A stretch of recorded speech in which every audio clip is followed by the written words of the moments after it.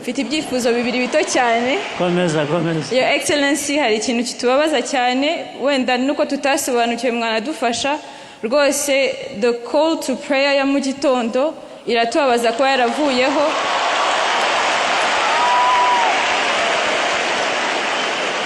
Harimo iki?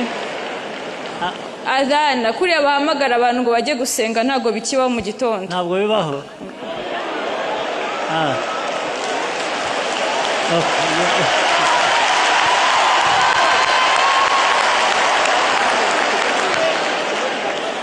Your Excellency, turabemera ko ibyo biroroshye kubisuzuma nabyo bikaye. Indangagaciro z'umunyarwanda na kirazira bya kinyarwanda naho bitaninja Islam ahubwo Islam inarenzaho. Turabemera ko muduhaye urubuga. Islam nukuri zadufasha ari mu kugira isuku, ari gukora business neza, ari kwita ku baturage. There's accountability n'ibintu bisobanutse, strategies zikora neza. Turasaba muduha urubuga nubwo mwaraduhaye RMC na iduha urubuga. Murarufite rwose nta kintu musaba.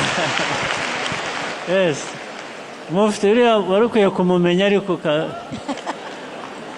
afite ibitekerezo bishobora gufasha kubaka. Hanyuma ibindi biraza local government. Icyo kibazo muze kukiga murebe ikibazo ni iki.